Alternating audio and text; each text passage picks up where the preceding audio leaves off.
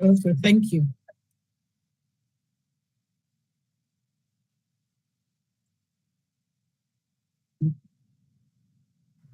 Jeff Hines, change your background. Everybody, I'm a bit discombobulated this evening because of the drama with that I was given that had no AC and no internet.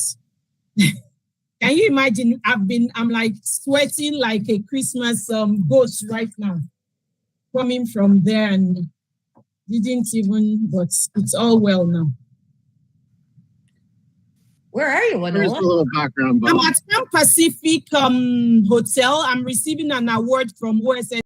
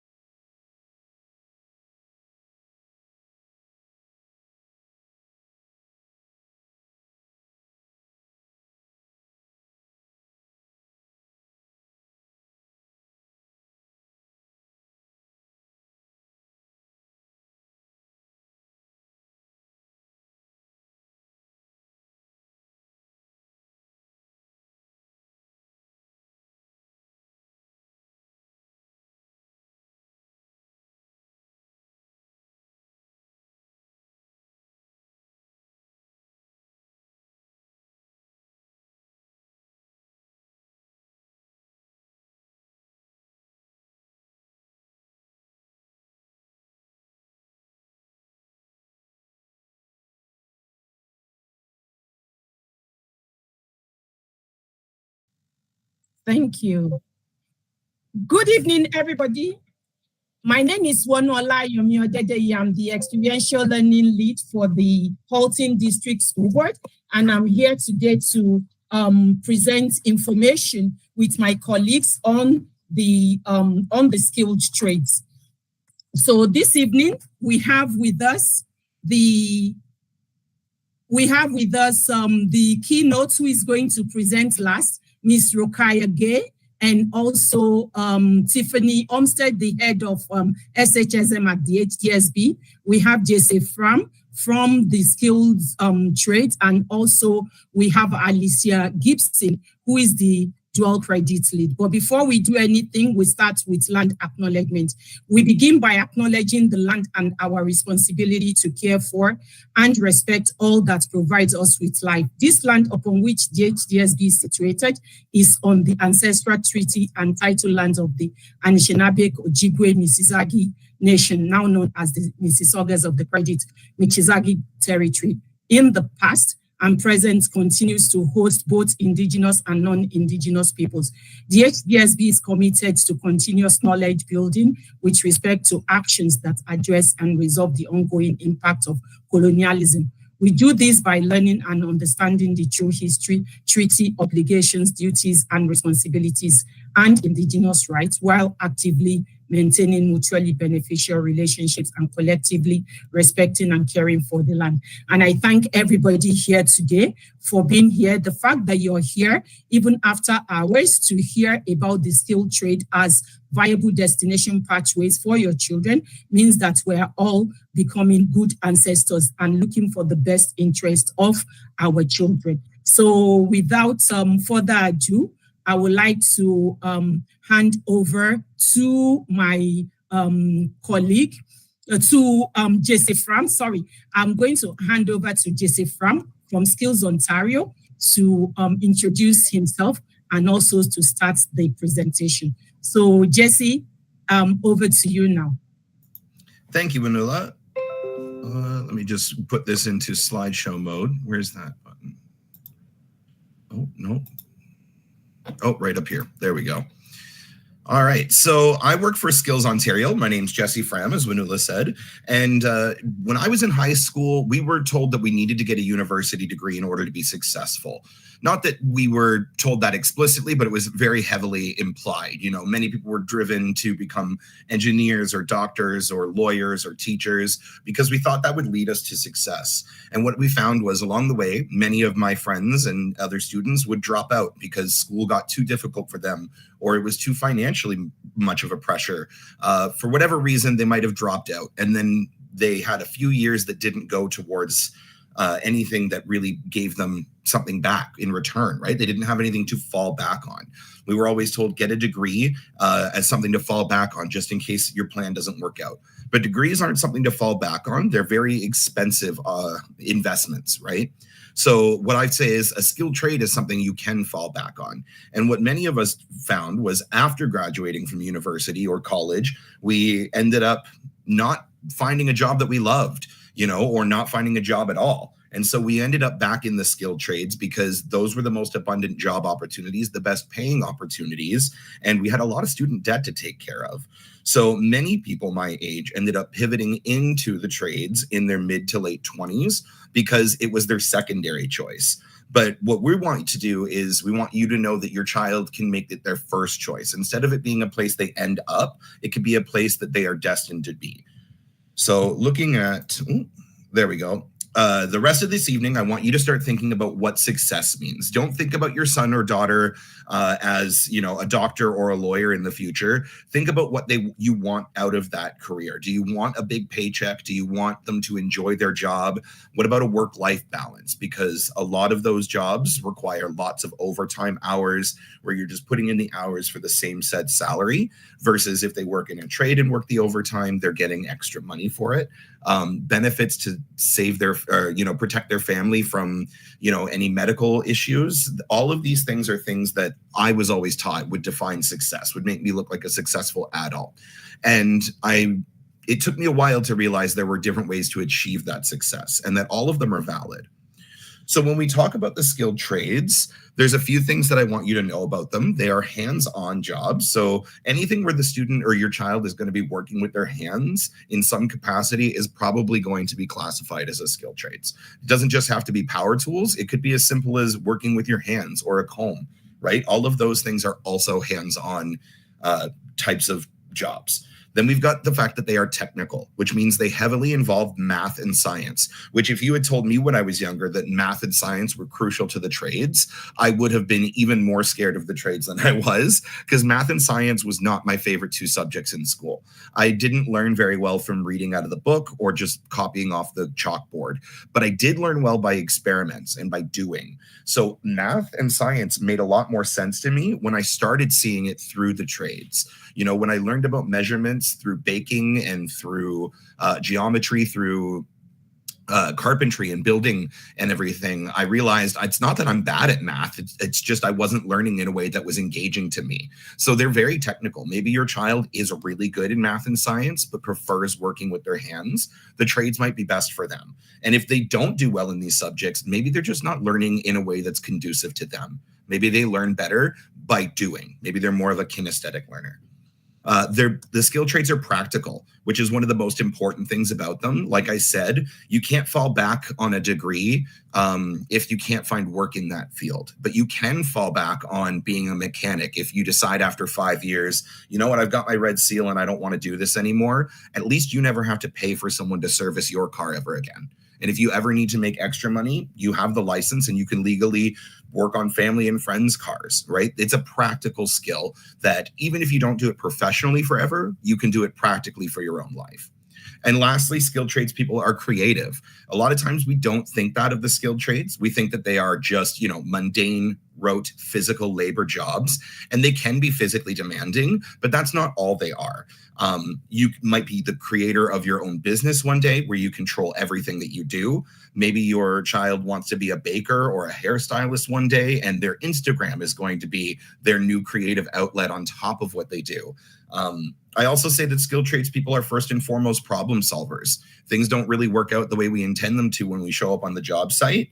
And so you have to figure out how to make it work and make it work safely. You can't just slap duct tape on everything. It still needs to meet your safety standards. So you have to get creative in the way that you accomplish your goals. And it doesn't always work the way that things are planned. Skilled trades down here at the bottom, it says that skilled trades are essential and in-demand jobs that have great earning potential and do not require a university degree. For those of us that thought university was the only pathway to success, I want you to start thinking about the fact that there are others. You're going to hear about different options later on with OYAP, where you're going to start an apprenticeship in high school, dual credit, where you can start college in high school. Maybe your child is going to just go into the workforce right away out of school. All of these are valid options, and the tradespeople are essential. Even if your child doesn't become a tradesperson, I want you to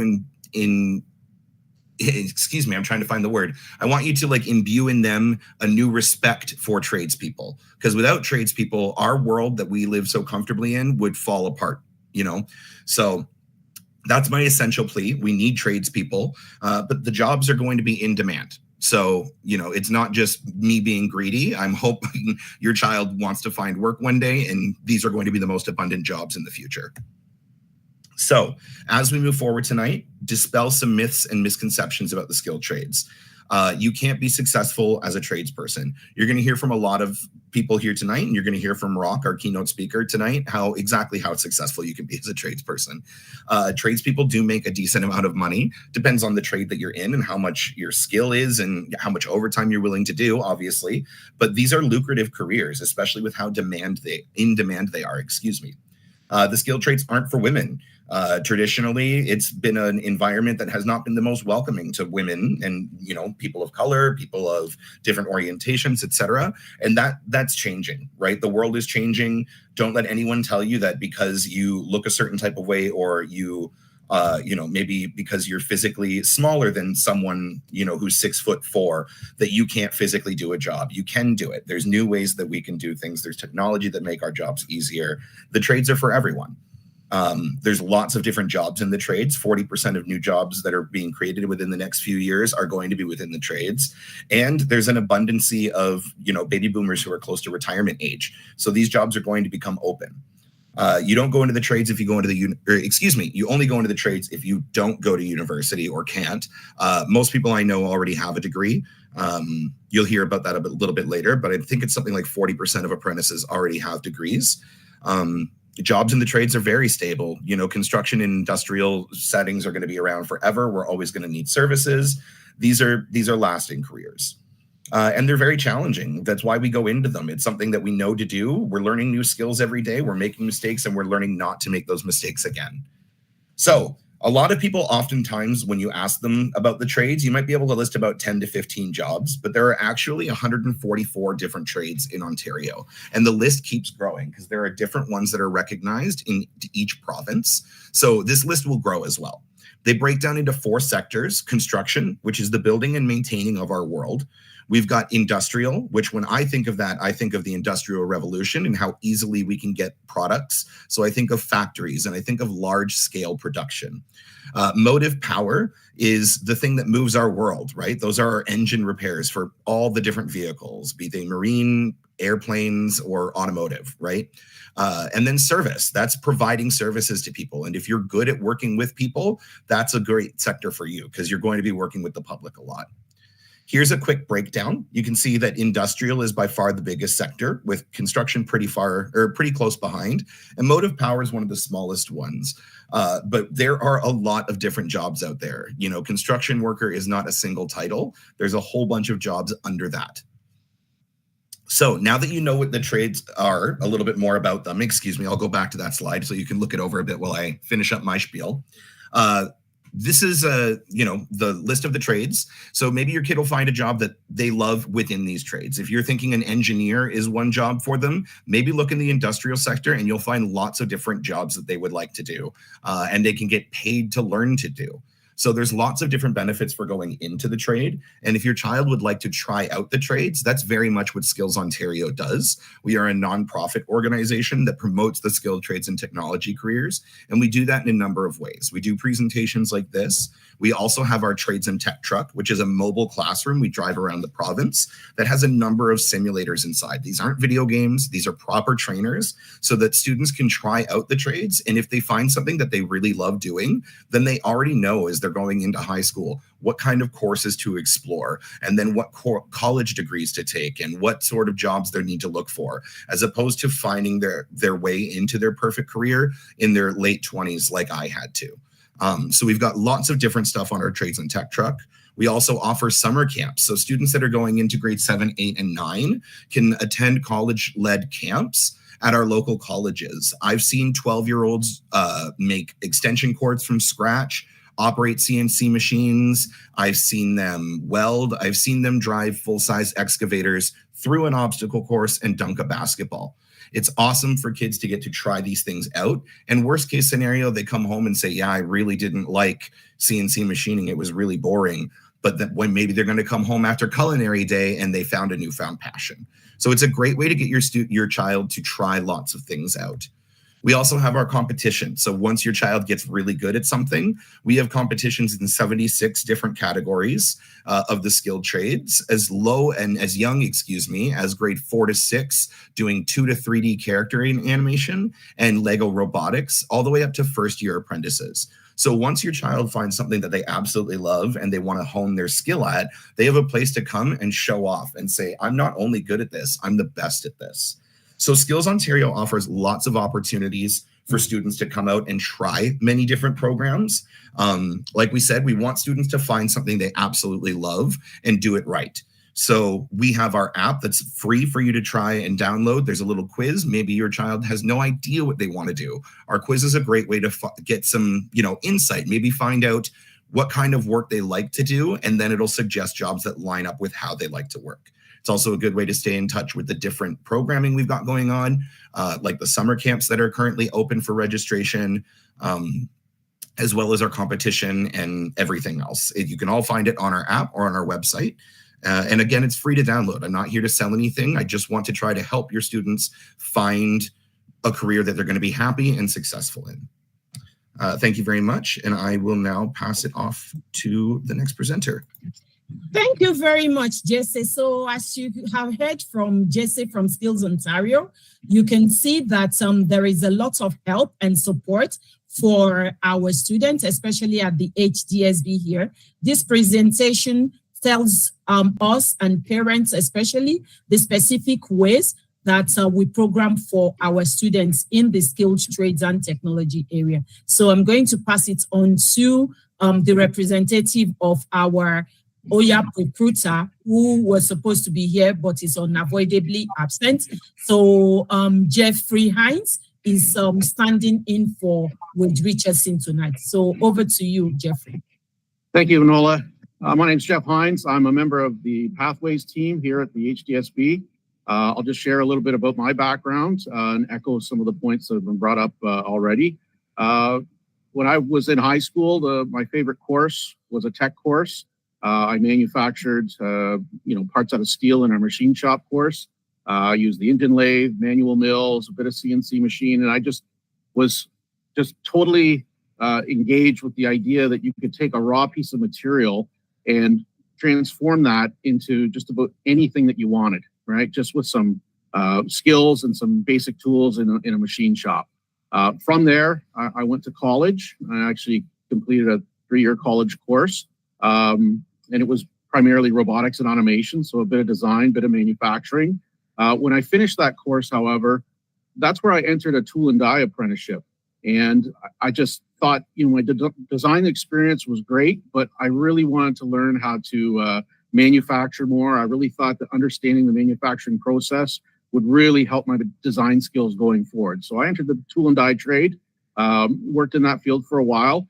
I eventually navigated into CNC machining. I worked with a few different employers, always, being able to move kind of up to a bigger company and better opportunities. And I actually ended up with an opportunity even to transform from CNC machining into robotics and automation. And, from that, the company I worked for, what a wealth of opportunities. We did installs and designs for large manufacturers all over the world. It was quite interesting. And even to further the kind of path, I eventually went to Teachers College, completed a degree, and then got into teaching and education. But, I think the thing to remember here is just when we're exploring pathways, like taking someone from a young perspective and finding their interest, like pursuing that, there's never really a dead end. The pathways just continue and the opportunities really grow as long as you're following those passions. But we'll kind of get into the presentation here. So what is an apprenticeship? Well, an apprenticeship is actually the oldest form of learning. It's a system whereby a novice learner learns from a master, and that's kind of traditional language. But those terms and those terminologies still exist in many of our trades and our system today. As an apprentice, you learn a skilled trade while you're on the job. You work with and learn from experienced workers, and you get paid while you do it. So that's very similar to, the original form of being an apprentice working for a master. It is structured. So typically, most trades are 3 to 5 years in length. Some are a bit lower than that. But we roughly look at about a 2,000 hour block. So within that 2,000 hours or within that year of learning, you're really expected to develop your skills, right? So it's structured in a way that you start with your trade, very light duty on skills. You're building on those. It's progressive. You're kind of entering into greater opportunities, and you build and grow within that trade. At the end of approximately a year or 2,000 hours, that's where you can kind of go to trade school. And that's depending on where you serve your apprenticeship or who you serve it with. That could be done inside a classroom. It could be done at a high school campus, a college campus, or if you're in a union, it might be in a union training hall. But as you work through there, just imagine you're working through a year, putting in about 2,000 hours, developing your skills in that, learned method that's broken out. You then go off to school for, approximately a month or so, come back to work. Now you're in your second year and you repeat that process. So it is a very structured form of learning with lots of learning goals. The skilled trades options are endless. Where do I start? So starting at skilled trade can seem confusing. Many different approaches do exist. Some trades are compulsory and some are not. A compulsory trade means that you must be licensed or apprenticing in order to work in that trade. So if you think about a mechanic, right? There's an element of public safety attached to that trade. So you come into that apprenticeship, we want to make sure that anybody that works on a car is either a licensed mechanic or an apprentice. And as I mentioned, going through levels and opportunities in a mechanic's trade, you're not going to really start on, you know, engine work and transmissions right out the gate, right? They're going to stage it so that as you develop your skills, you kind of get more opportunities to grow. But within that, there's no straightforward way to really apply for a trade compared to other post-secondary programs. So this is what the most confusing part for entering a trade can be. It's just where to kind of start. How do you connect with your apprenticeship? Well, one way to start is within high school. Students can start by taking technological education classes. They can build their skills that they're going to be required to use to be successful in their future trade. Technological studies courses not only help students experience different trades, but they also help establish many valuable transferable skills that they can use and apply in other trades. Co-op programs are also very helpful. They help students not only build hands-on skills, but make industry connections and help build resumes. The hands-on job experience of a co-op has many benefits for students who are thinking of a career in the skilled trades. Think of it as test driving a career before you commit to that journey. OYAP programs allow students to start apprenticeships well in high school. Students can begin their registration process, collect their working hours towards their training levels, and start working with their future employers or unions. Now, to compare a couple pathways here, you know, in high school, we have OYAP programs, as I mentioned, where students can actually begin their apprenticeship while they're in, you know, typically grade 11, grade 12. And you'll find and hear a lot about pre-apprenticeship programs. So that's like you finish your high school, you can attach yourself to a college and do a pre-apprenticeship program. And again, this can add a bit more confusion, but I'll hopefully break it down for you here. So with direct entry into apprenticeship, as an apprentice, you learn a skilled trade while you're on the job in combination with training classes. And as mentioned, you can start this while you're in high school, but whether you're in or out of high school, you need to apply for your apprenticeship. If you're 18 years or older, you can apply through the Skilled Trades Ontario porthole or submit a paper application at your local apprenticeship office. Or if you're 16, 17 years old, you can submit a paper application with your local apprenticeship office. And again, if you Google, no matter where you are in Ontario, you'll find different apprenticeship offices. There's one in Oakville, that's the closest in our area. But again, if you start and want your apprenticeship, you need to first find an employer, finish your paperwork and register through the apprenticeship office, and then your apprenticeship can begin. A pre-apprenticeship college program, when you enter those, you're taking courses that will prepare you for a specific trade. So this could be for students who did not take technological classes in high school and want to build their skill set. It could also be used as a form of ways for students to kind of experience that college experience or have that post-secondary education, or use that time to mature, right? The programs can be 1 or 2 years in length, and they're designed to deliver and develop the skills to make students successful in that career, right? Notice that the goal, though, of a pre-apprenticeship program is so that you come out with skills able to start an apprenticeship. So if you have an opportunity to start the apprenticeship or go to college, again, there might be reasons you want to go to college, but the end goal of the college program is to start your apprenticeship, right? And again, apprenticeships are typically completed in 3 to 5 years without any delays. There is a schooling component within that. And, you know, my time in tool and die, I went to the George Brown campus to finish some tool and die apprenticeships. My time in the CNC machining, I was with a large company, Magna, and they internally did their own training there. So it kind of varies what your schooling looks like, but you do get some schooling within that. Whereas if you go to the college program, you don't begin your apprenticeship until you find that employer, right? So it, again, might end up delaying that goal of being a fully licensed apprentice. Thank you.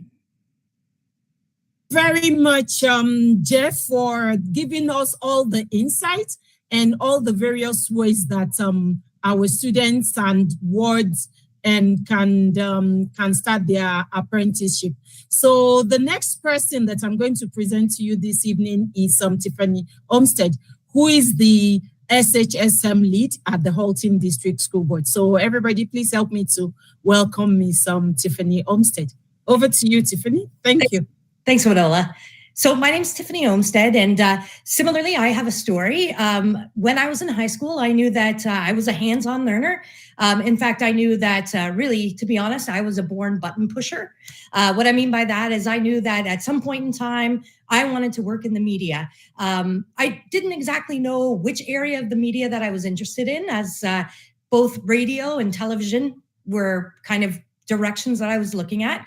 So as Jeff Hines kind of mentioned earlier about co-op, I actually took a co-op while I was in high school.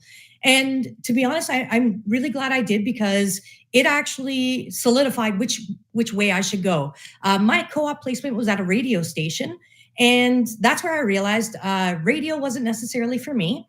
It was because I needed more of that visual. I needed more just more excitement kind of happening within productions. So I graduated from high school and I went to Mohawk College for their 3-year television broadcasting program. And I was very lucky that I got a job actually before I even graduated from college. So really the point that I'm trying to make here is that co-op is a really important part for deciding which path you want to take. The other part I wanted to mention is that there were television programs that were offered through university, but again, being that hands-on learner, I knew that college was for me. So I'm a very proud college graduate, and I did eventually get into teaching with my college diploma and a few years of work experience, and that's kind of what got me to where I am now. So before I was a board specialist high skills major lead, I was a communication technology teacher at one of our schools in Oakville. So at this point, I guess basically I was a program lead for one of these specialist high skills major programs. And I probably was the lead in the school for about 10 years. And that's when I had the opportunity to move into this board spot. And the board spot is wonderful because basically what my job is with the Halton District School Board is to oversee the 62 programs that we have in our board. So I'm going to give you a little bit more information about what a specialist high skills program is. So these SHSM programs allow students to choose a major in grade 11 and grade 12. Basically what it is, it's allowing them to focus on an area that they're very interested in. This program is actually a ministry initiative. It's a student success initiative, but it's for students that are going on in apprenticeship, college, community, university, or workplace.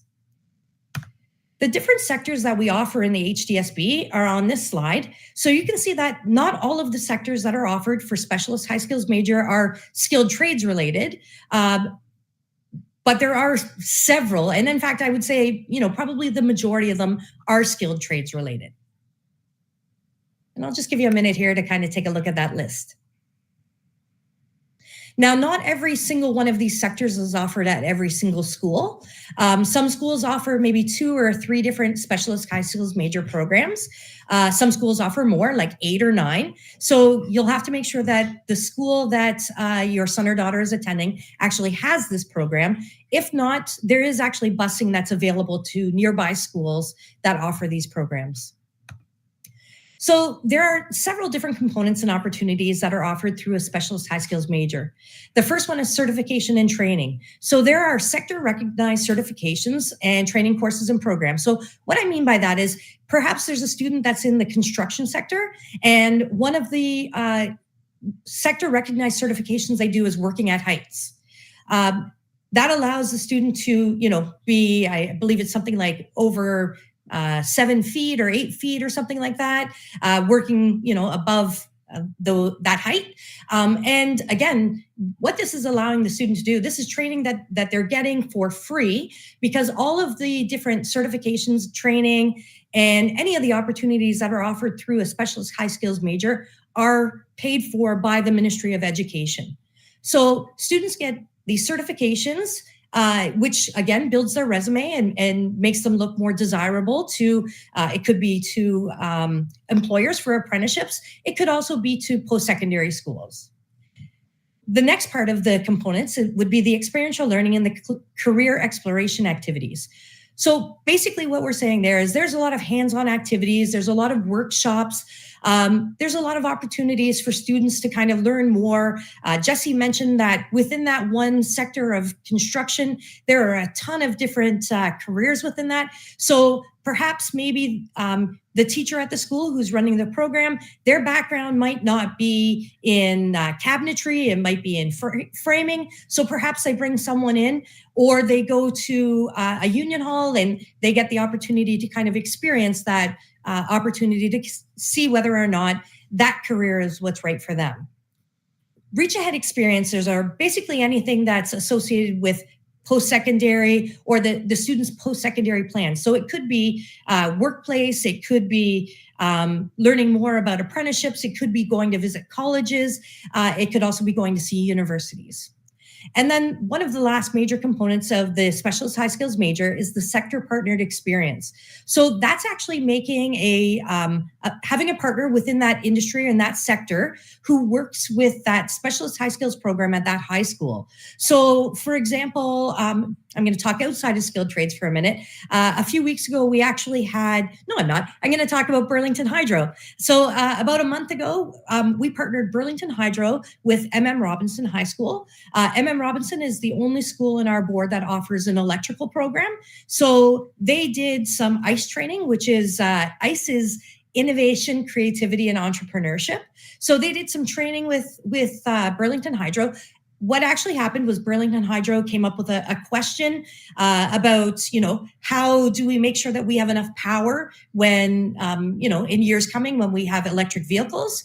And so the students worked through a few different gears of this innovation, creativity, and entrepreneurship, doing different things like going through empathy and observation to kind of find out more. And then what they did at the end of that was they came up with their own ideas and they pitched those ideas back to Burlington Hydro.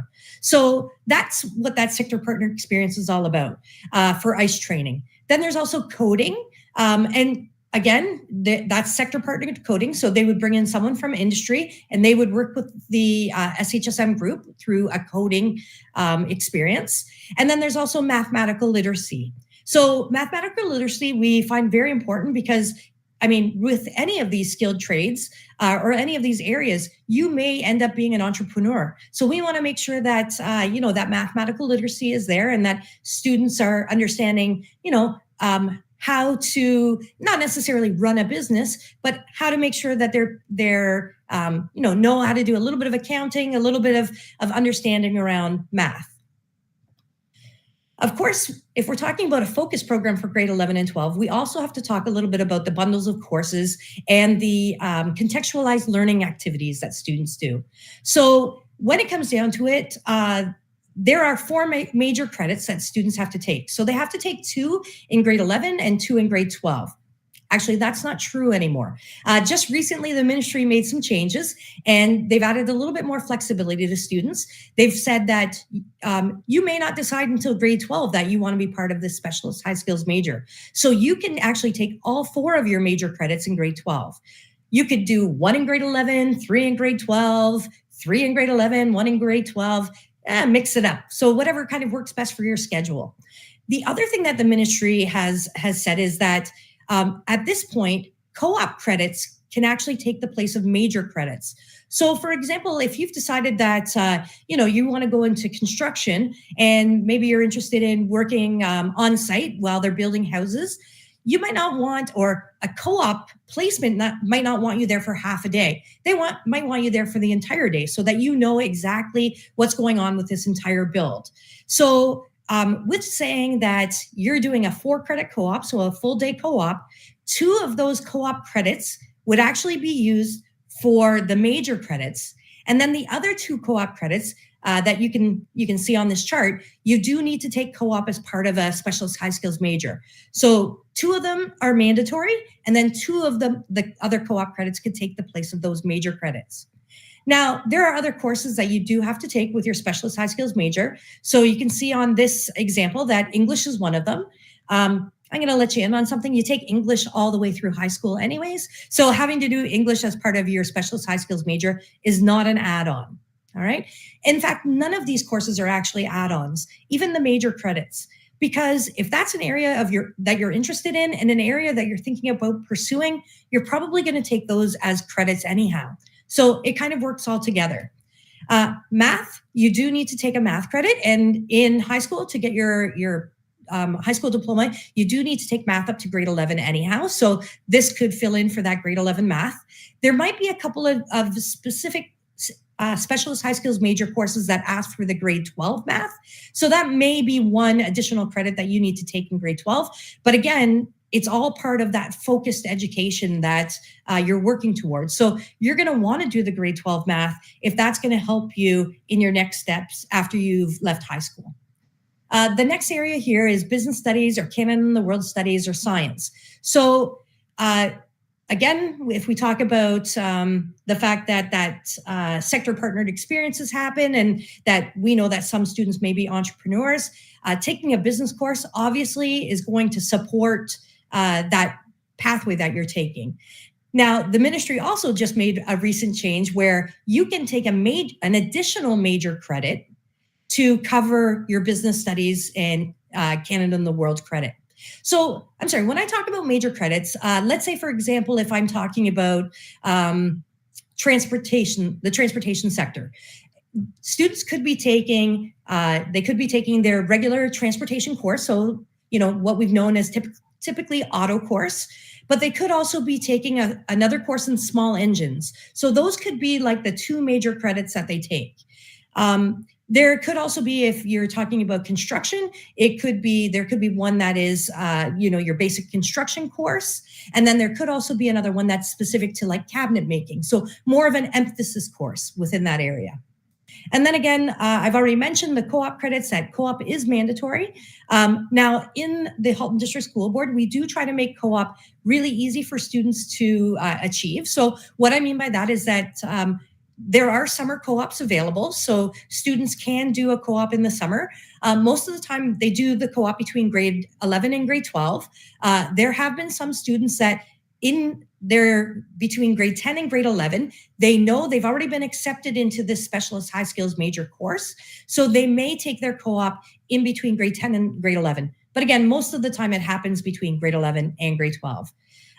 The other thing that you might be able to see on the bottom of this slide is that students can be paid during their co-op, and they can also earn their 2 co-op credits during night school.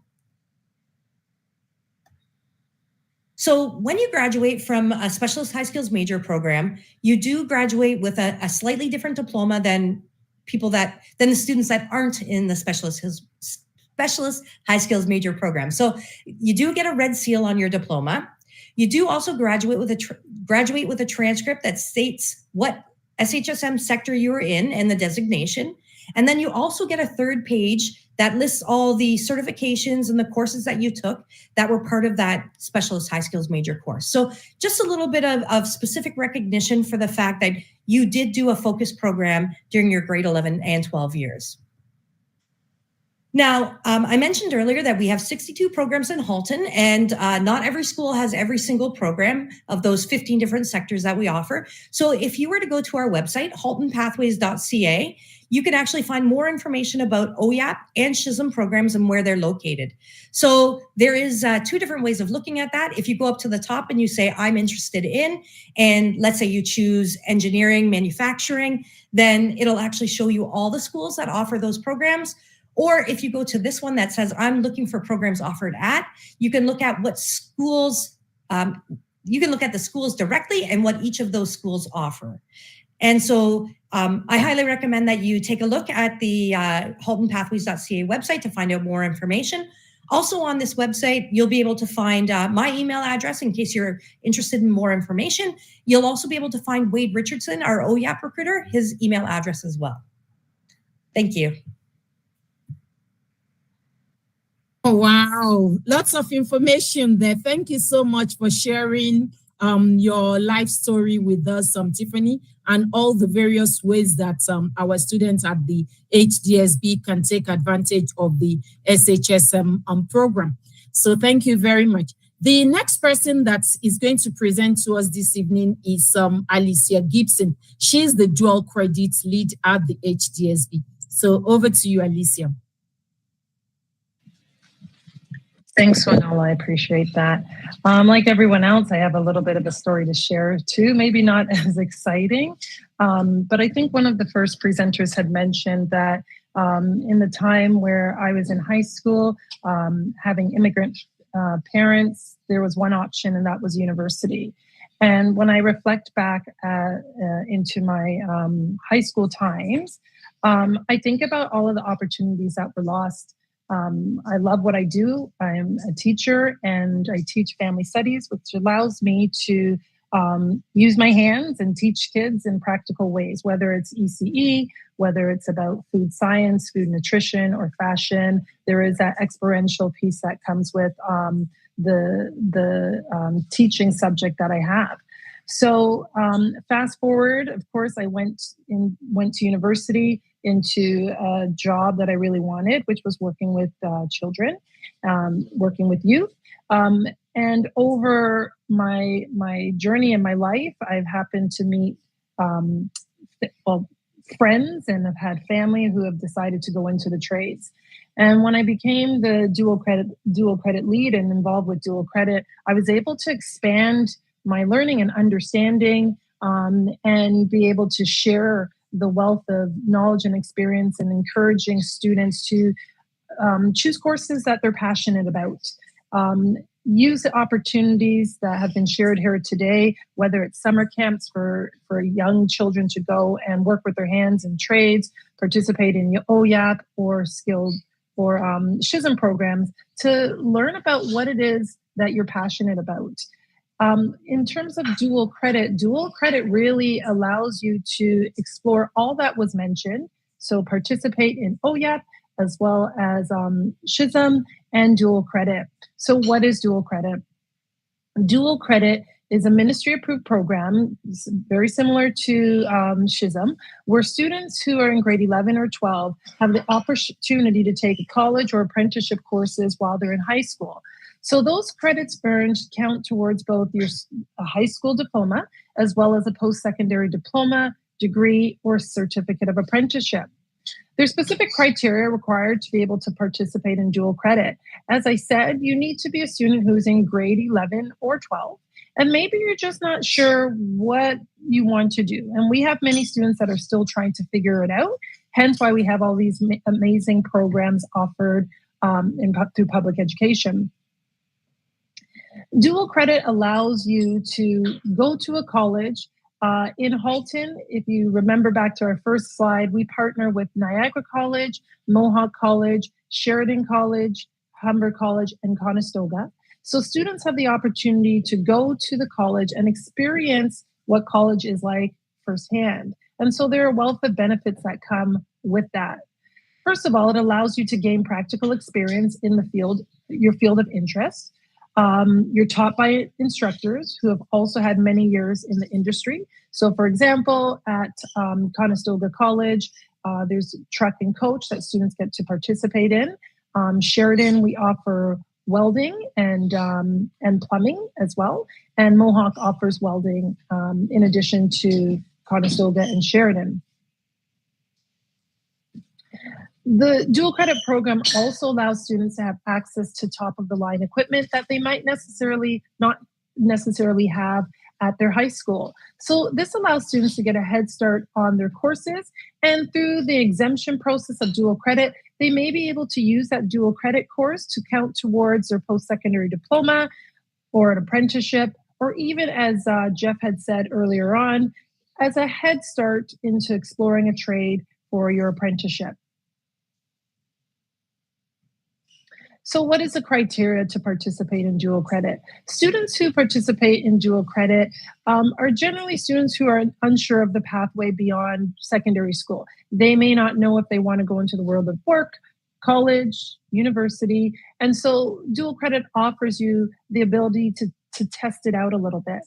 It may be a student who lacks confidence in their abilities. Maybe it might be a student who didn't have the opportunity to take a trade course in high school. Maybe their school didn't offer it, or maybe it's not offered in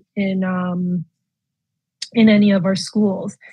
So, for example, CNC is not offered in all of our high schools. So if you don't have that opportunity to participate in that program at your high school, what a great opportunity to be able to experience that in a college setting.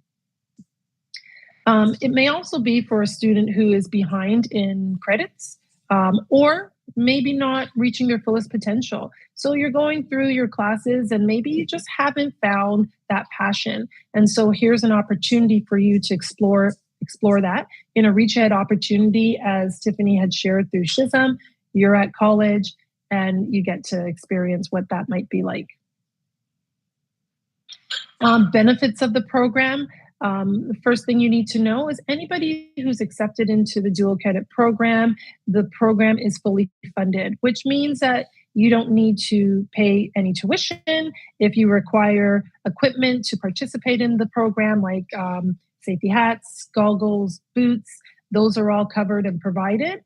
Transportation to get to the college is also covered. So if you're at home or at school, depending on what your timetable would be, a taxi would pick you up from school or perhaps home, depending on the time of the course, bring you to the college, and then pick you up from the college and bring you back to either school or home. Participating in the program also allows you to meet a variety of new people. You're at the college setting, and outside of the college classroom that you're in, there are college students, but in the classroom are other high school students participating in that program. Those high school students may be from your school board, but they also may be from school boards in that surrounding area. So if you were participating in a dual credit at Sheridan College, your classmates might be from Dufferin Peel District School Board, Peel District School Board, Upper Grand District School Board, or Halton Catholic District School Board.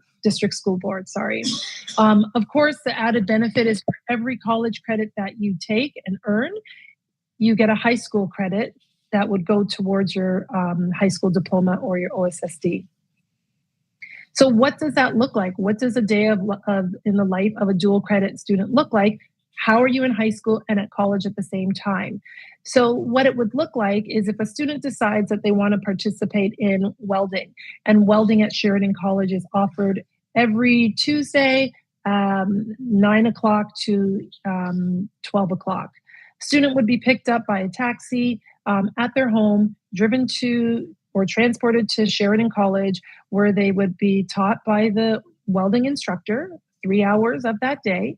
And then afterwards, they would go back to their home school if they have a period 5 class or period 4 class, depending on the schedule of that school. Monday's class, Wednesday, Thursday, and Friday would be their regular class schedule, the regular timetable, and it would be the one day that they'd have an excused absence to be able to go to the college and earn their credit. What it means is careful planning by guidance counselors and conversations with parents and students to ensure that when you're participating in that dual credit, that the remainder of your high school credits that you're taking are credits that may not be as challenging. So if I'm a strong English student and I'm also taking an art credit and maybe perhaps co-op in the afternoon, I might decide that that semester is a good opportunity to participate in my welding dual credit. Like any absences of school, whether it's for a sport event, religious holiday, your requirement as a student will be to make up for any course content that you miss. With that being said, I have to say that the success rate of dual credit students across the province, because this is a provincial program that runs across Ontario, we have a 92% success rate. Words from students or testimonials from students are, this is easier than high school. I'm really excited. I've discovered what I want to do. I wish high school was as easy. And so I encourage you, as all of my colleagues who have spoken today, to take a look at these programs. Talk to your guidance counselor if you're interested in dual credit, and they can provide you with the steps and the processes to apply. And I think that's it. And I want to thank everybody, and I'm going to pass it back over to Winola. Thank you very much, Alicia, for sharing the opportunities that our students can take advantage of under your program, the Dual Credit Program. Oh, wow. So the moment that we have been waiting for is here. Our keynote speaker is here live and direct. And this evening, Rokhaya Gueye, who is also known as Rock, is a trailblazer in the construction industry. Rock is a carpenter, the community partnership coordinator at the Carpenters Regional Council, and the Ontario chair for the Sisters in the Brotherhood of Carpenters Union. With a construction engineering technician management degree from George Brown College, Rock brings a wealth of experience spanning the construction, telecommunication, and healthcare sectors. Passionate about fostering opportunities for women, newcomers, and youth within the construction industry, Rock is a catalyst for empowering others. Her inclusive leadership style and dedication to creating a more equitable society have made her a role model for aspiring professionals in the skilled trades. We are honored to have Rock join us tonight to share her insights, experiences, and wisdom on navigating and succeeding in the skilled trade. So parents, guardians, students, colleagues, please join me to welcome Rokhaya Gueye. Over to you, Rock. Thank you so much, Winola. Hi, everyone. Good evening. Thank you. Oh, let me do the video, remove the video as well. Can you see me? Nope, not yet. Yes. Yes. Hi, everyone. Hope you're doing well. Really a pleasure. And really, thank you, and happy to be here today. Thank you for the opportunity. So I wanted to just share really quickly Carpenters Union. I'm a part of the Carpenters Union. Winola, thank you for that introduction. So I won't go too, I think I'm gonna need to share the PDF format instead of the regular PowerPoint because it's not moving forward. Let me double check is it, can you see no, it's not working. So bear with me, my sincere apologies. Click on the slideshow. Click on the slideshow on the deck. So when you open your deck, you will see to the top, it will show slideshow. If you click on slideshow, then it will start to move. So you click your right button and left button, and then it will move to the next one and the next one. Yeah, if I do it with the PDF, it will work. My sincere apologies. It's not working with the regular. Bear with me. I had it already ready as well, so that's not a problem. Okay, thank you. Oh, no worries. So I'll do that.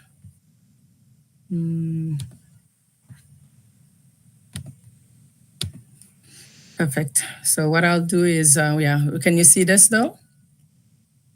Yes, we can. Perfect. Winola already did the introduction about, I'm somebody who wears many hats. Growing up, usually most people, or the teachers, our parents will tell you, do one thing at a time.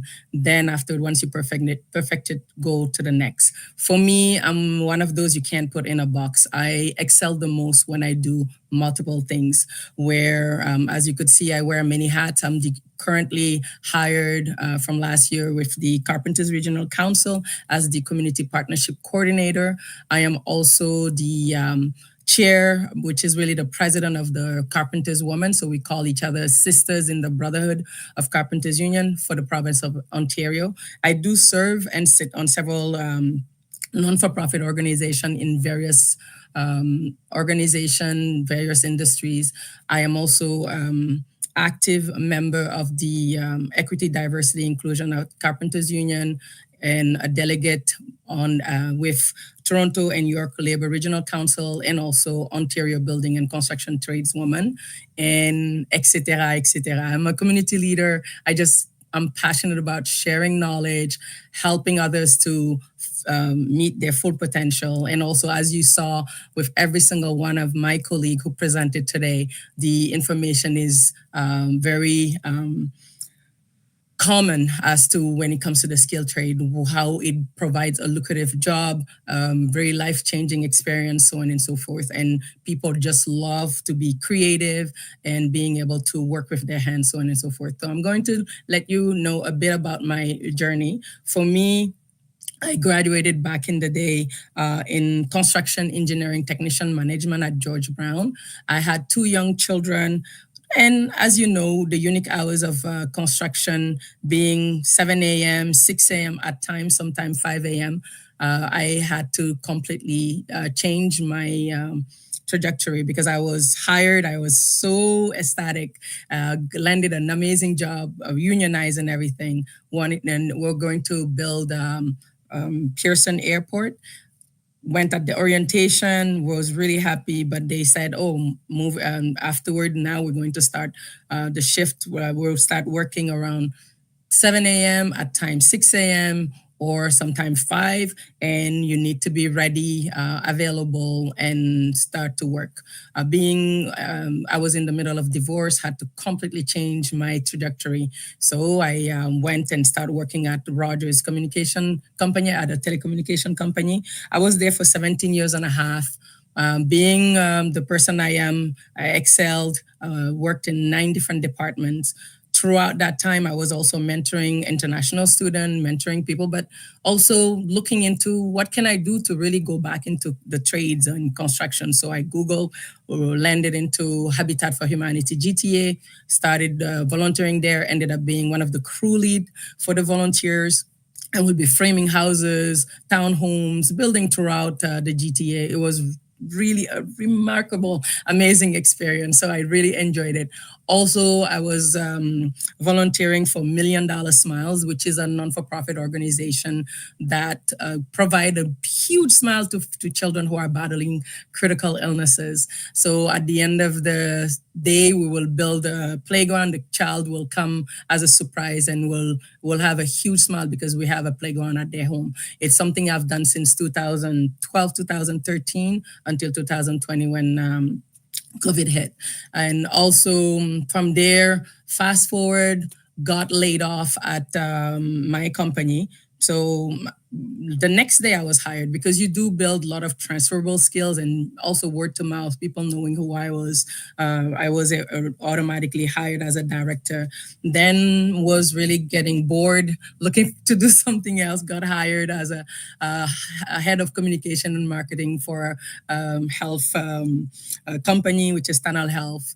Done that, then I'm like, no, construction is still calling me. What can I do that will be something that I will enjoy when I wake up every day, even though it's hard on the body, but something that I could really do that really gives me joy. I looked it up, found Toronto Community Benefit Network. It's a non-for-profit labor coalition organization that really provide or help people like me to find a meaningful work into construction. So I'm like, this is it. Maybe I could be one of those stars at TV, which is what we were discussing, my friend and I. And we signed up into the Next Gen Mentorship Program, where you're a mentee, you get matched with a mentor who's in that field that you wish to be in, because Toronto Community Benefit Network is partnered with 12 different unions, whether it's electrician, plumbers union, carpenters union, etc., labor, like Layuna, so on and so forth. So for me, it was to be a carpenter because I was really curious about how buildings are really built, the architectural design and the infrastructures. So I wanted to know how that works. So I signed up. From there, they were looking for volunteers to go talk about the trades, and the government, it was about the government invested billions of dollars and we needed more workers. And I'm like, hey, do you know what? Let me learn more about the union and I'll go do that. And to my surprise, that day downtown, distributing flyers, answering questions, they interviewed me, met Chris Campbell, who is the vice president. Well, today, he's the president of Carpenters Union now. He's the one who actually said, hey, come, your friend and you come on Monday and come sign up, and it's been history. Along the way, with all the hard work, all the things I've been doing, I was fortunate enough to get several accolades, one being Canada's most powerful top 100 woman. And then this is a video that usually I go to different schools and do presentation, do hands-on. I've done it through the Halton region and different Catholic District School Board with the French. And this is the video I usually showcase. It's a 5-minute video. I'll give it to Wanola and she'll be able to really share. This shows a miniature house that is being built and when I'm doing the presentation, there is no sound, but I usually explain the intricacies, how it is very important to be somebody who communicate, who's a team player, who have the attitude, aptitude to really be part of a team to build a design and bringing it to life. Because when it comes to construction, it's not just the carpenters, not just the other going to the schools or the hospital. As carpenters, we always say, if it wasn't for the tradesperson, if it wasn't for the carpenter, the doctor wouldn't have an operating room to really work with their patient. If it wasn't for a carpenter or a tradesperson, you wouldn't have you wouldn't have schools for the student to go study and for the teachers to really teach the classes. So you'd need people like us to really build this country and be able to take care of it. So I usually provide, like, you need the engineers, the soil engineer, the estimators, the project managers, the superintendent, the foreman, the apprentices, because they need to build. And then you need from the bricklayers to the electrician, the plumbers, the carpenters, the laborers, every single person, the architect who really designed this, the civil engineer, the engineer who really provided the material, we need the inspectors. So there are so many different people who are coming into this to really bring this design into life. And it's really crucial for every single one of us to really understand that. And also for those teachers who are really molding and helping those youth to be the leaders they will be in the future, to really understand the importance of the skilled trade. And especially one of my colleagues from Skills Ontario mentioned that we have so many of the baby boomers who are retiring. So one of the data that I read 2 years ago, it was saying 155,000 baby boomers are retiring by 2027. The government mentioned that it's 500,000 baby boomers retiring by 2030. So there are so many people who are leaving, and those knowledge, those information is really key to transfer it, to also get mentors to mentor these youth so that they could also understand and be able to build this country and this city. For Carpenters Union, for those who don't know, I am part of the Carpenters Union. It's Carpenters Regional Council. We have about 75,000 members in Canada and 500,000 in the US. And we are known as one of the largest trades union, and the union stands strong for its members, and when it comes to pension benefits and also sustainability pay and so on and so forth. So what I'm going to just provide really quickly, I know some of my peers did mention about the apprenticeship program, but as somebody who is an apprentice as a carpenter, we do framing where we frame the infrastructure. We do scaffolding. For those who don't know scaffolding, it's a temporary working platforms in metal that usually we build, let's say for the bricklayers who wanted to renovate a very old building, we will build those temporary working platform for access and also for egress. Formwork is usually the only way I could really explain it better for those who don't do construction would be like, let's say the baker. The baker wants to do a cake that is maybe circular or rectangular or like those columns that you see in those buildings.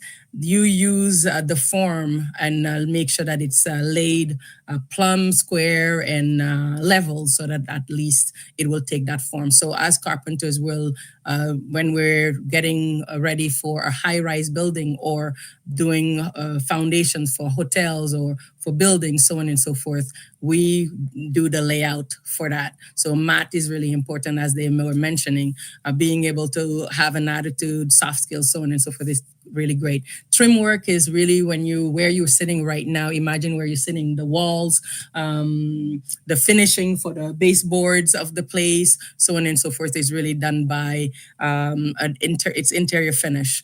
When we talk about millwork, it's those cabinets in your washroom, cabinets in the kitchen, so on and so forth. It's done by somebody like a carpenter. The drywall, the caulking, shingles, all this is done really by a carpenter, because most of the time people have tendency of thinking when we talk about carpentry, woodwork, but we do work on so many different levels, from flooring to anywhere. Like one of the baby boomers who I met in London, Ontario, he was saying that everywhere you could walk on, say that it's been built by a carpenter. I'm like, I'm going to use that.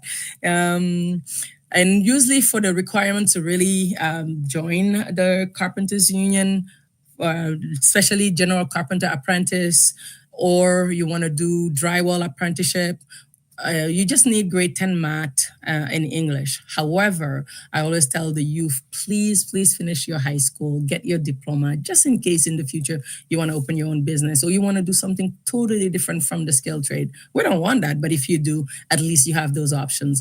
Being able to and capable of working and really performing the duties of a carpenter, having access to transportation. What is great about being in GTA, you're able to take the TTC. But if you live further in the suburb or further where the job site is really far, as you know, sometimes TTC doesn't open at Toronto. I don't know. TTC is like the transportation, public transportation doesn't open that early. So being able to get to places where you would not be arriving with TTC would be fine. But if you're willing, for me, for instance, there was a time where my car broke down and it took for a long time for the mechanic to take care of it.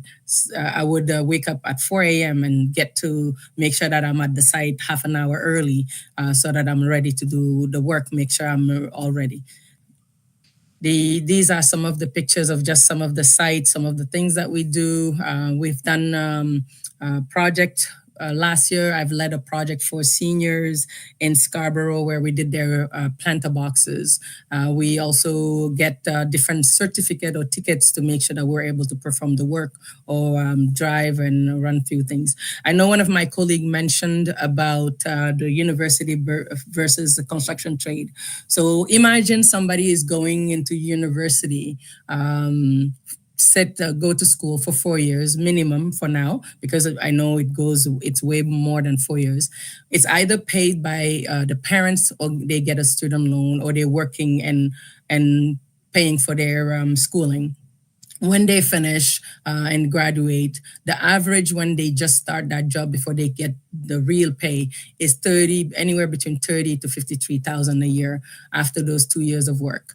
The qualification, the diploma, the degree that they're getting is recognized both in Canada and internationally. Now imagine you're looking at somebody who's going into the skill trade. I'm giving an average here, 4 years, like as a carpenter is 3 to 4 years to get your red seal. You learn and you're earning at the same time. So 90% of the training is done at the job site. So which means every week, and I'm talking about union jobs, that is, you getting paid while you learning with a journey person. A journey person is somebody with experience who have been doing and who's known a competent worker and will be able to learn and teach the apprentices.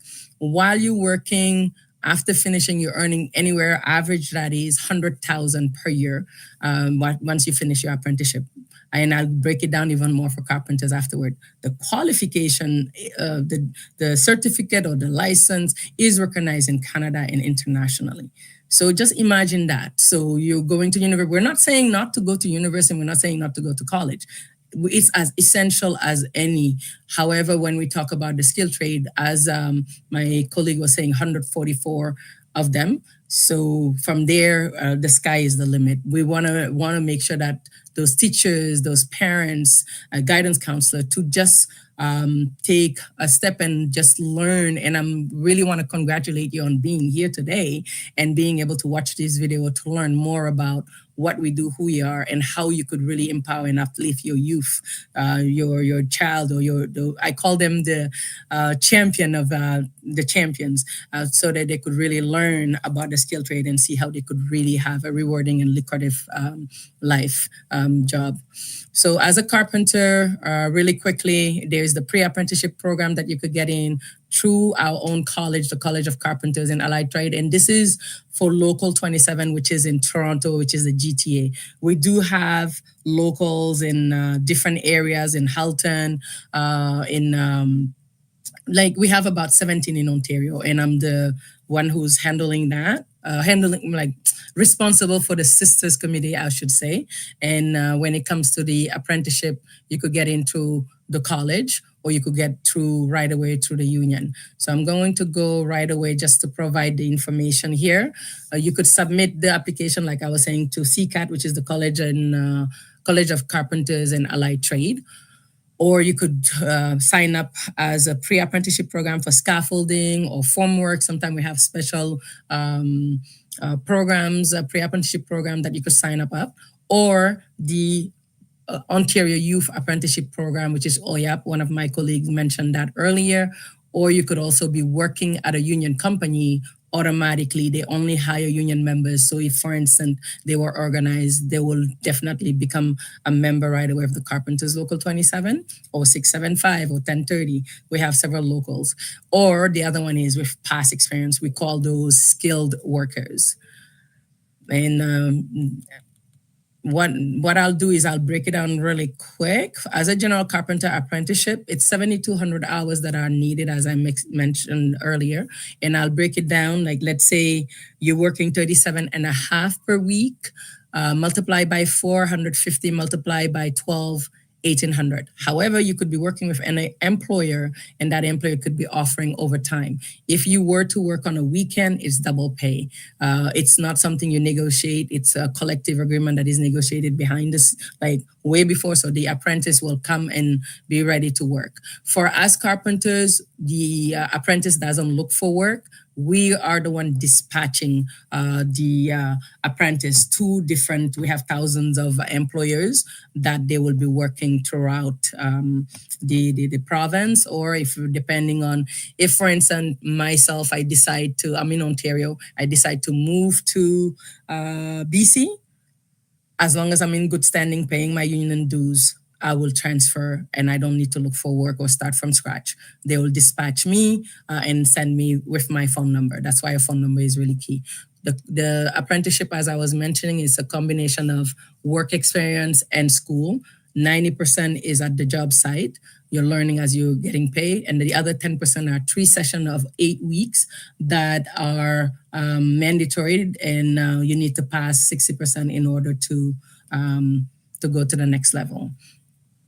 And it's broken down there. And for general carpenter, like I was mentioning, exterior finish, interior finish, walls, these are the main 5 main that are being the areas that they need to work on. However, there is also additional, if you're working for general carpenter, general contractor, you'll be doing quite a few more work than the specific one. So it's on the apprentice to decide to be laid or asked to be laid off at, let's say you were doing scaffolding for a while, you decide to leave in good term and go with another employer that does formwork. And then once you've mastered that, or you learn enough, you could go to the next. So for me, I've done framing, I've done mobile home through my own construction company, I've done interior and exterior finish, I've done also drywalls, I've done scaffolding, I've done pretty much everything on the list and more. For floor cover is a different apprenticeship also, 6,000 hours, same format as a general carpenter apprentice, but this time it's 6,000 hours of term that you go to the next level. And their area that they usually focus on is hardwood, sheet goods, carpet, and vinyl. So this apprentice will only work on hard floor covering installation, but they will not do all the other thing that a general carpenter apprentice does. And what I usually do is when I'm doing a presentation at the school to youth, I usually provide golden rules that I've created along the way when I've been doing a lot of presentation. One of them, the reason why I reversed back, I wanted to just share that. One of them, the first one is be your true authentic self, and the second one, and I'll give you in detail. Be your true authentic self. So my first job as a union job at Carpenters was at Hard Rock Forming at the Woodbine Casino we were building. There was 350 guys, and I was the only Black woman in the entire site. So I was petrified, excited that I'm going to do my dream job, but really nervous as no tomorrow. So what I've done is I've mentioned, I'm like, okay, how can I be accepted? What can I do so that these guys don't just say that I don't belong here? So I started mimicking them, walking like them, doing everything that they were doing. But every time I got home, I had that self-talk and saying that something wasn't right. I think I had to really convince myself that I need to be my true authentic self so that they will accept me for who I am no matter what. So I went, started working, being the optimist rock, smiling, making sure that my work spoke for itself, worked really hard as I can, making sure that I was myself. And one of my colleagues took a notice. He's like, wait a second, Rock. I see that you are way too positive. In a few months, I could guarantee you're going to be miserable like the rest of us. I said, no.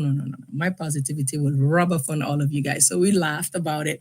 And I usually tell the story to the youth to let them know that no matter who you are, no matter the external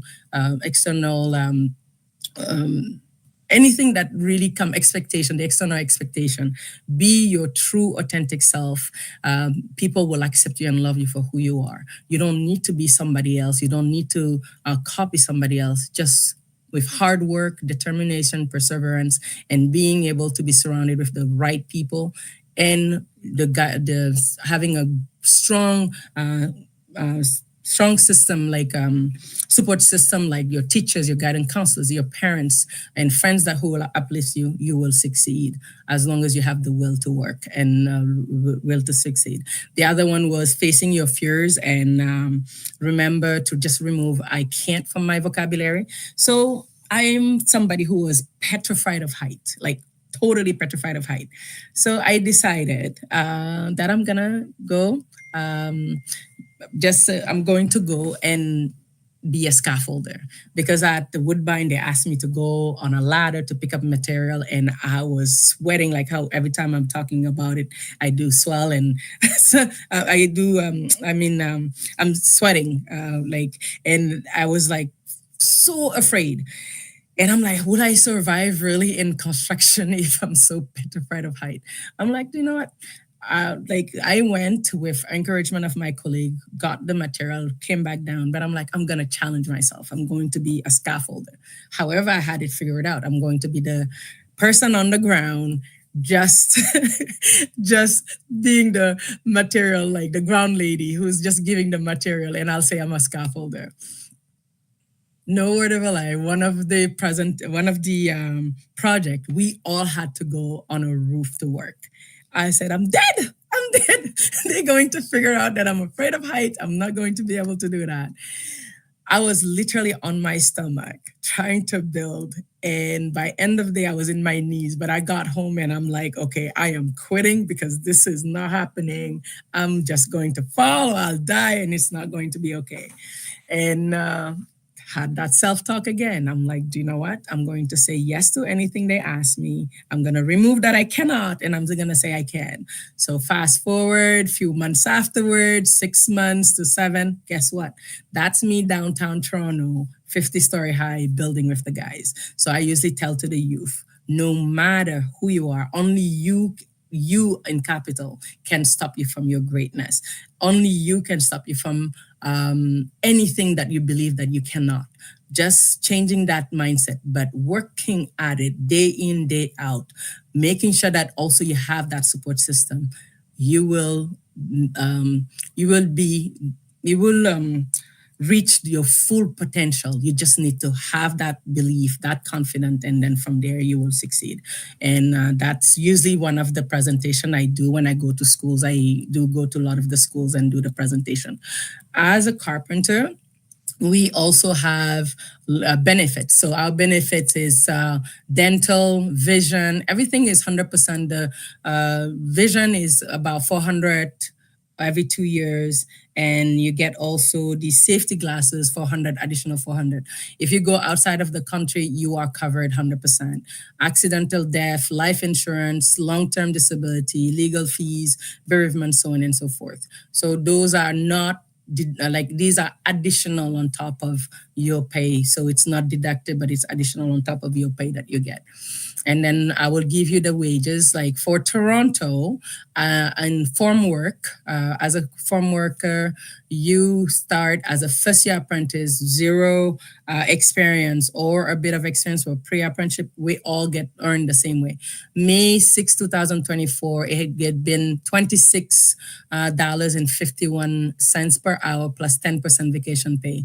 For somebody who's a full journey person, earn up to $57.69 per hour. So let's say you are maybe in Sudbury, maybe there's $2-3 difference. So in Toronto, it's a bit higher in the GTA than if you went further north or further, depending on the area. And also if it's scaffolding or if it's framing, trim work, so it's slightly different. So annually, that comes up to $72.23 per hour.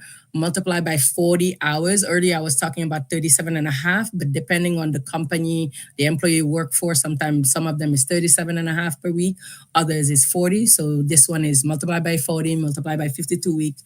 Somebody who just finished high school, went to their apprenticeship program as a general carpenter apprentice, working full hours, Monday to Friday, without overtime, is earning $150,238.40. That includes the benefit, the pension, and the 10% vacation pay, which is really broken down right now into this document. But Wanula has the information if it needs to be shared. And this is union wages. Okay. And we are also really a union that is really, that stays strong in equity, diversity, inclusion. And we really, like our membership reflect the population that we serve. For the apprenticeship, I know one of my colleagues mentioned it about the Red Seal. Earlier, we call it Red Seal. You just need 70% to pass. And it's all those categories on that apprenticeship that you're doing, so on and so forth. And the sky is your limit. I always tell to the youth, after you get your Red Seal, you could be a journey person or a foreman or forewoman, supervisor, site supervisor, project manager. You could have your own company that is unionized and employ more journey person and employ more apprentices also. You could be an estimator, a union representative, a health and safety representative, instructor, coordinator. The sky is really your limit. And that's what we usually say. And these are sisters that are in the trade, in different trades, not just carpentry. Some of them are pipe fitters, International Painters Union, Carpenters Union, laborers, so on and so forth. And for us at Carpenters Union, we've been here for 140 years, and we make sure that our team get job security and family sustaining pay.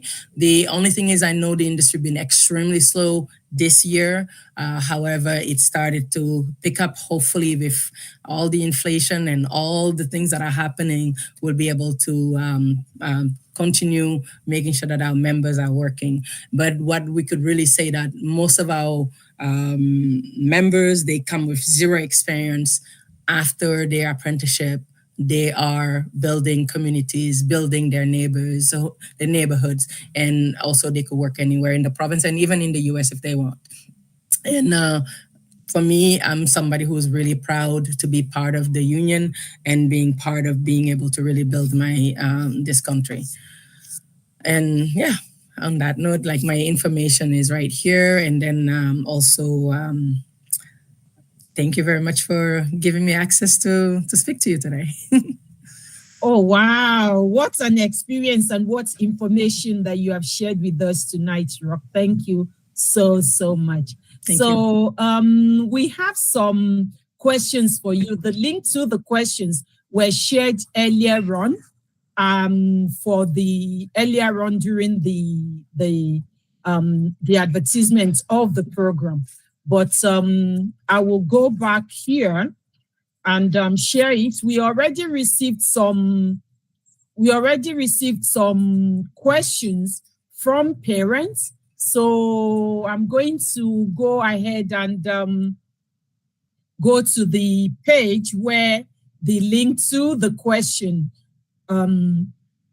is. We have already received a ton of questions. So here, if you go to bit.ly/2024 Skilled Trades Evening Q, which is on the flyer that we shared earlier on with you. So the first question here is for you, Rock, that's to, as a woman in a traditionally male-dominated field, what challenges have you faced and how did you overcome them? Oh, that's an excellent question. For me, I remember back then I had one of my colleague who came and said, "Hey, what are you doing here? Where I'm from in Europe, women are in the kitchen. You should be in the kitchen. You shouldn't be here."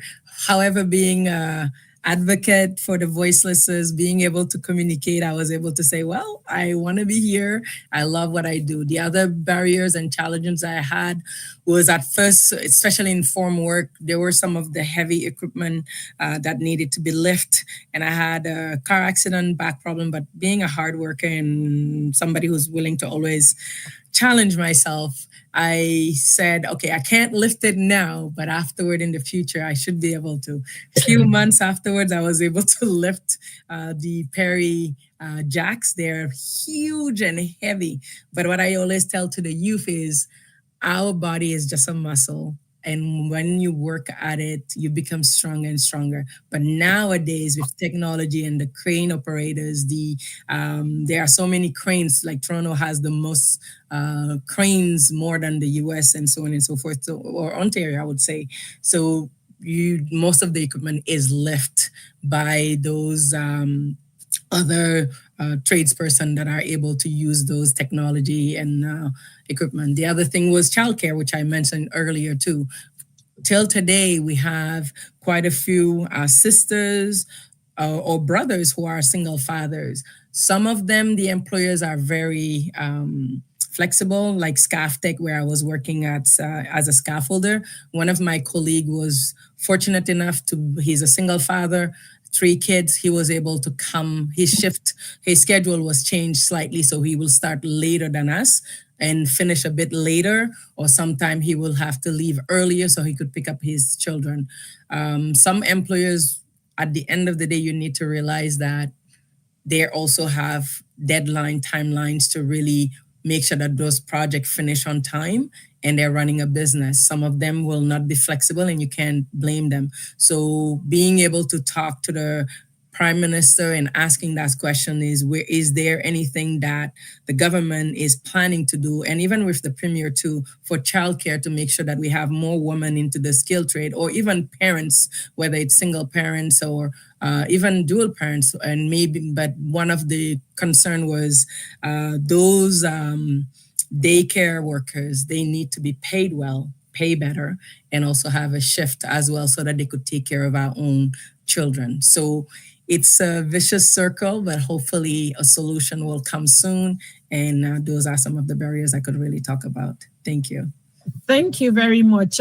Jesse, are you still here? The next question is for you. And it is, what initiatives or programs does Skilled Trades Ontario have in place? Skills Ontario actually have in place to encourage more youth, especially from underrepresented groups, to pursue careers in the skilled trade. Jesse, if you're still with us, could you take that question?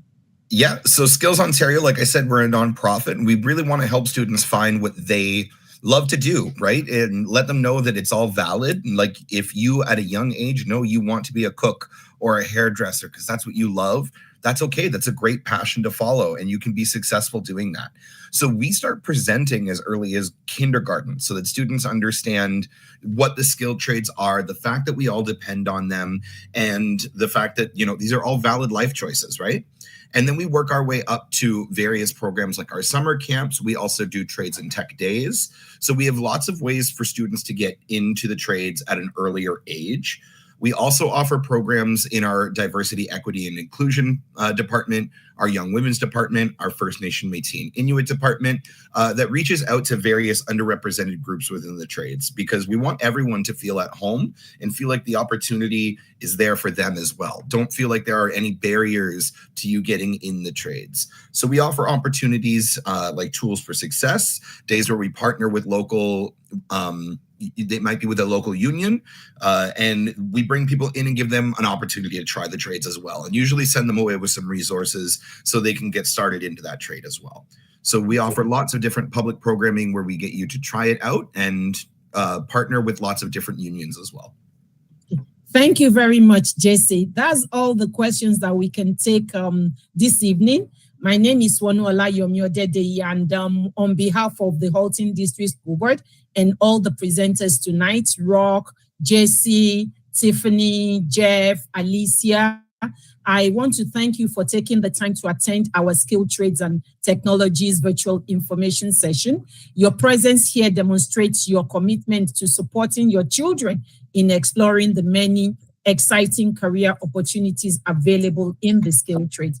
We hope that the insights and experiences shared by our exceptional keynote speakers have provided you with valuable information and inspired you to encourage your children to consider a future in the skilled trades. Whether it was learning about the challenges and triumphs of female carpenters, understanding the initiatives led by the Skilled Trade, Skills Ontario, or discovering the unique pathways offered through OYAP, SHSM, and dual credit program, we trust that you now have a better understanding of the support and resources available to help your children succeed in the rewarding field, in these rewarding fields. As parents and guardians, your role is in guiding and nurturing your children's career aspiration cannot be overstated.